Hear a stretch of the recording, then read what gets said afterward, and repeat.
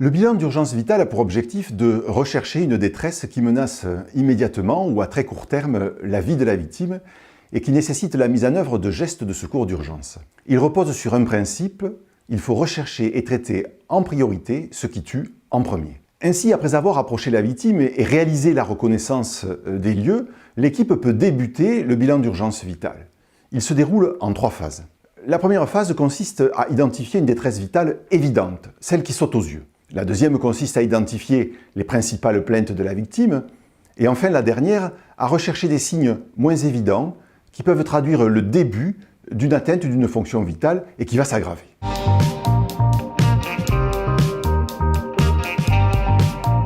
Il existe 3 situations qui peuvent tuer une victime en quelques secondes ou quelques minutes. Il s'agit de l'obstruction grave et brutale des voies aériennes, notamment par un corps étranger, de l'hémorragie externe abondante et bien sûr de l'arrêt cardiaque. L'obstruction grave des voies aériennes par corps étranger est une situation particulière. Elle est identifiée initialement par le secouriste s'il est présent au moment de l'obstruction. Il doit alors sans délai mettre en œuvre les manœuvres de désobstruction des voies aériennes. Ce n'est qu'une fois la désobstruction obtenue qu'il pourra poursuivre l'examen et le bilan de la victime pour constater les conséquences de cette obstruction. L'hémorragie externe abondante peut tuer une personne en quelques minutes. Elle est facilement identifiable par la présence de sang qui s'écoule au travers d'une plaie. Devant une hémorragie externe, il faut sans attendre pratiquer une technique d'arrêt des hémorragies, contrôler son efficacité avant de poursuivre le bilan de la victime.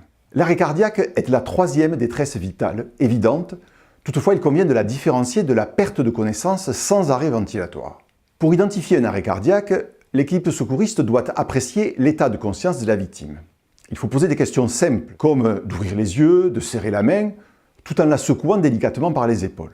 Une victime en arrêt cardiaque ne répond pas et n'obéit pas aux ordres simples. Avant de rechercher l'absence de ventilation, il faut installer la victime sur le dos avec précaution si elle est allongée sur le ventre, retirer un casque de protection si elle en porte un, et assurer la liberté des voies aériennes. Pour cela, il faut basculer la tête de la victime en arrière, élever son menton et lui ouvrir la bouche. Si l'on constate après ouverture de la bouche la présence d'un corps étranger visible à l'intérieur, il faut essayer de le retirer avec 2 doigts pour qu'il n'obstrue pas les voies aériennes. La liberté des voies aériennes est un préalable à toute évaluation de la ventilation d'une victime. La recherche de la ventilation se fait en se penchant sur la tête de la victime, l'oreille et la joue au-dessus de sa bouche et de son nez, tout en gardant son menton élevé. En 10 secondes, il est possible avec la joue de sentir le flux d'air expiré par le nez et la bouche, avec l'oreille d'entendre le souffle de la respiration ou des bruits anormaux, et enfin avec les yeux d'apprécier le soulèvement du ventre ou de la poitrine. Une victime qui a perdu connaissance et qui présente un arrêt de la respiration ou une respiration anormale, inefficace, bruyante, anarchique et lente est en arrêt cardiaque. Devant une victime en arrêt cardiaque, l'équipe de secours doit débuter sans délai une réanimation cardio-pulmonaire.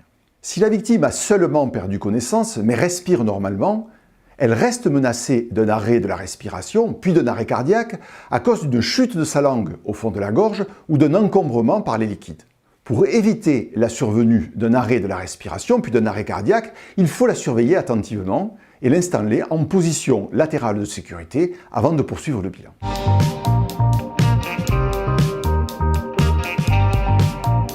La recherche des plaintes principales est la 2e phase du bilan d'urgence vitale. Si la victime est consciente, respire et peut s'exprimer, avant de passer à la recherche d'une détresse moins évidente, il convient de demander à la victime ce qu'elle ressent et de quoi elle se plaint. Ces plaintes nous permettent d'orienter le bilan et, comme nous allons le voir, de nous aider à identifier une détresse vitale moins évidente.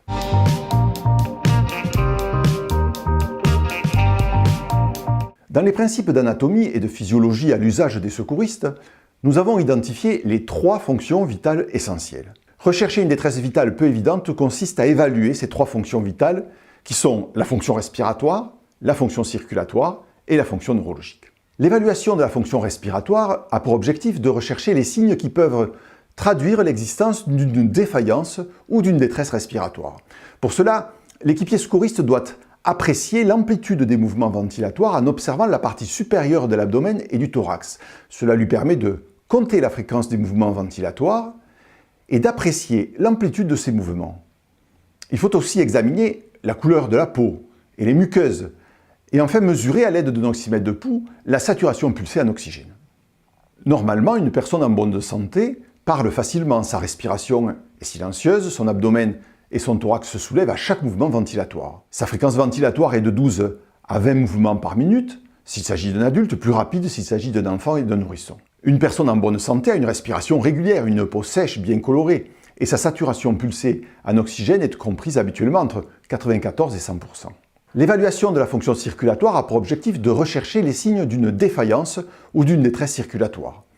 Pour cela, l'équipier secouriste doit déterminer la fréquence cardiaque au niveau du pouls et apprécier la régularité du pouls ainsi que son amplitude au niveau du poignet et au niveau du cou. Il doit aussi examiner la couleur, l'humidité et la chaleur de la peau ainsi que des muqueuses. Et enfin, mesurer la pression artérielle et le temps de recoloration cutanée. Normalement, une personne en bonne santé a une fréquence cardiaque de 60 à 90 battements par minute, s'il s'agit d'un adulte, plus rapide s'il s'agit d'un enfant ou d'un nourrisson. Le pouls est perceptible facilement au niveau du poignet et du cou. La peau est colorée et sèche. La pression artérielle au repos oscille entre 120 et 80 mm de mercure s'il s'agit d'un adulte, et son temps de recoloration cutanée est inférieur à 2 par seconde. L'évaluation de la fonction neurologique a pour objectif de rechercher les signes qui peuvent traduire l'existence d'une atteinte cérébrale ou médulaire. L'équipier secouriste doit d'abord évaluer le niveau de conscience de la victime. Pour cela, il faut parler à la victime, la stimuler si elle est endormie, ou lui pincer l'extrémité du doigt à la base de l'ongle si elle ne répond toujours pas. Cela permet de déterminer si la victime est consciente, éveillée ou alerte, si elle répond à un ordre simple, ou si elle a perdu connaissance, mais répond encore à une stimulation douloureuse, ou si la perte de connaissance est profonde et la victime totalement réactive. Si la victime est consciente, il faut apprécier son orientation en lui posant des questions comme comment vous vous appelez, où sommes-nous, que s'est-il passé, en quelle année sommes-nous. Normalement, une personne répond correctement aux questions. Dans le cas contraire, on dira qu'elle est désorientée. Toujours pour apprécier la fonction neurologique, il faut évaluer l'état des pupilles. Normalement, les pupilles sont réactives et symétriques. La présence d'une aréactivité ou d'une asymétrie pupillaire est un signe de gravité, particulièrement chez le traumatisé crânien ou en cas d'accident vasculaire cérébral. Il faut aussi rechercher une atteinte de la motricité en demandant à la victime de serrer les mains et de remuer les pieds. Une absence de motricité peut traduire une atteinte cérébrale ou médulaire. Enfin, il convient de rechercher une perte de connaissance passagère, signe d'une commotion cérébrale. Pour cela, il faut interroger l'entourage de la victime. Toutefois, une amnésie de l'accident ou du malaise est souvent le signe d'une perte de connaissance passagère.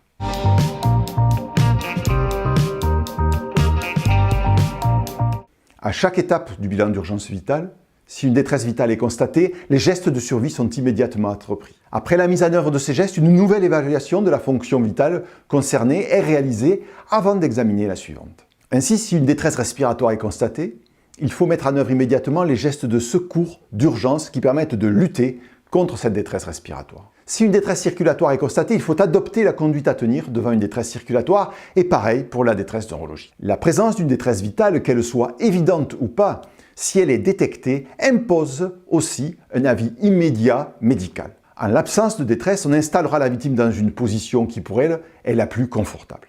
À l'issue du bilan d'urgence vitale, tout en vérifiant la qualité et l'efficacité des gestes de secours qui ont été entrepris, il faut poursuivre le bilan, c'est-à-dire enchaîner avec le bilan complémentaire.